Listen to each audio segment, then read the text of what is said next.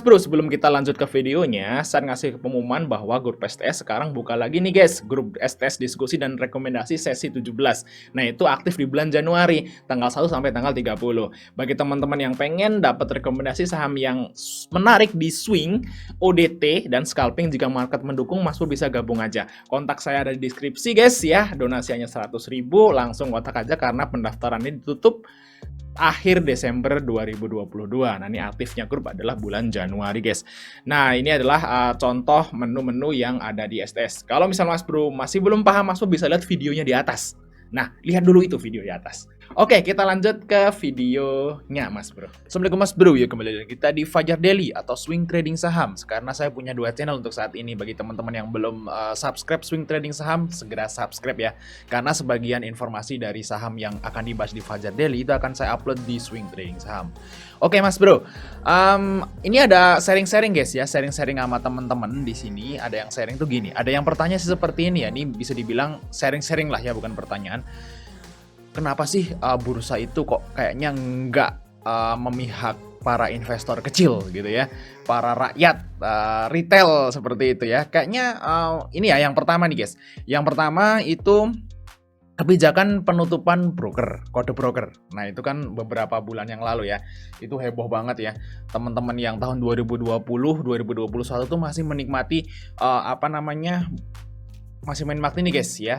Kode broker dibuka, oh BK masuk loh di jam bursa, enak banget tuh buat scalping. Oh MG masuk, kita ikut masuk gitu. Nah, kalau sekarang agak sedikit sulit karena udah ditutup, baru dibuka setelah market tutup.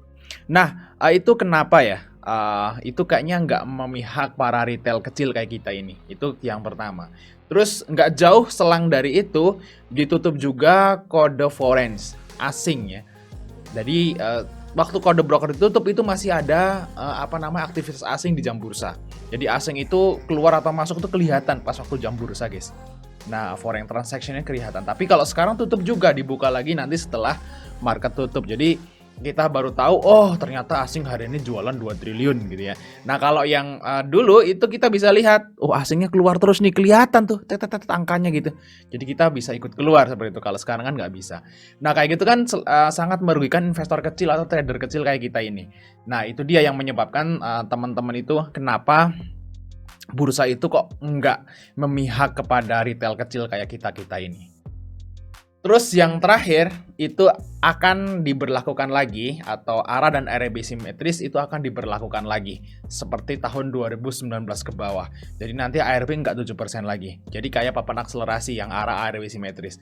Kalau papan akselerasi kan ARA 10%, ARB 10%. Ya nggak? Nah, nanti papan biasa, yaitu papan pengembangan, terus papan utama juga akan melakukan hal yang sama. Jadi kalau ARA-nya 35%, ya ARB-nya 35%. Itu artinya adalah ARA dan ARB simetris. Dan itu juga merugikan kita-kita, para retail kecil. Dan kenapa semua kebijakan bursa itu merugikan para retail kecil? Nah, itu adalah pertanyaannya. Dan ini hanya opini saya, Mas Bro. Ini jawaban saya. Ya, ini hanya opini aja. Dan bisa iya juga bisa enggak. Nah, saya juga nyari-nyari tuh kenapa kok bursa itu enggak memihak pada kita gitu ya, para retail kecil. Ternyata ini guys, jawabannya saya cari-cari jawabannya kayaknya di sini. Ini dia jawabannya guys. Nah, ini dia guys. Bursa Efek Indonesia bukan badan usaha milik negara, bukan BUMN. Itu PT Bursa Efek Indonesia atau BI itu bukan badan usaha milik negara.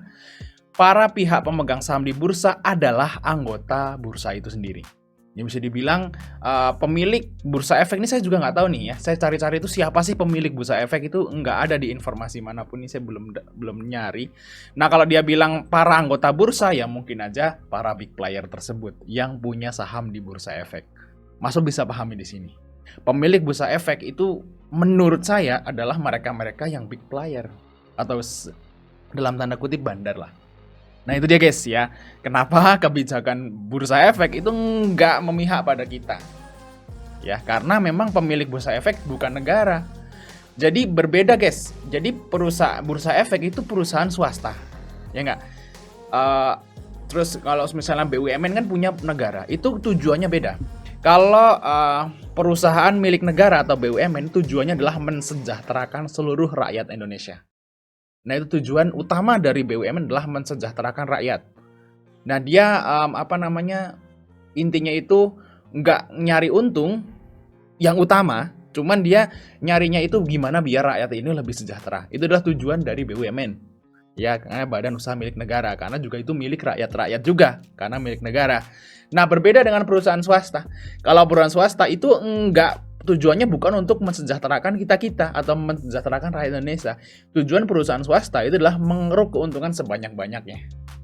Nah, seperti itu guys, ya di sini aja udah ketahuan.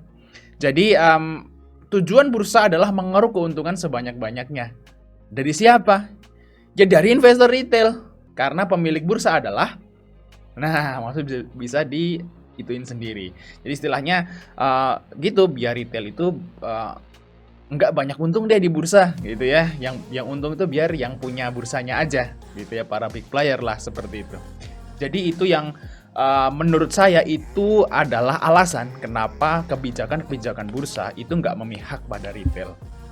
Jadi istilahnya ya seperti itu guys, namanya perusahaan swasta. Dia memihak pemilik kan gitu, seperti itu.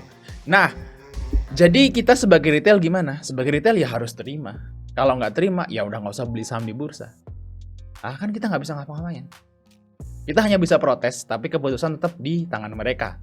Jadi kalau teman-teman nggak suka dengan kebijakan bursa efek, ya udah jual aja sahamnya, tarik duitnya, uninstall aplikasi, cari instrumen investasi yang lain.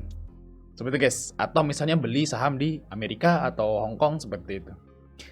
Nah, kita juga nggak bisa ngapa-ngapain. Jadi tugas kita sebagai retail adalah ikut cuan di saat kebijakan-kebijakan tersebut itu merugikan kita. Jadi bagi teman-teman yang masih pengen lanjut, ya udah tahu bahwa bursa itu nggak memihak kepada kita para retail, ya Mas Pur harus istilahnya pegang resiko itu sendiri. Seperti itu guys ya, kalau masih tetap pengen beli saham di bursa efek. Nah gitu guys. Nah itu semoga menjawab kegalauan teman-teman ya tentang pertanyaan kenapa bursa itu enggak memihak sama kita. Karena memang bursa efek itu bukan badan usaha milik negara dan tugasnya bukan untuk mensejahterakan rakyat Indonesia. Dan dia tugasnya adalah mencari keuntungan sebanyak-banyaknya untuk para pemegang sahamnya. Ya, para pemiliknya, dan pemiliknya adalah pihak swasta karena dia bilang di sini bukan badan usaha milik negara. Itu guys ya jawabannya ya, semoga bermanfaat dan jangan lupa untuk subscribe nih Swing Trading Saham dan sampai ketemu di video berikutnya guys.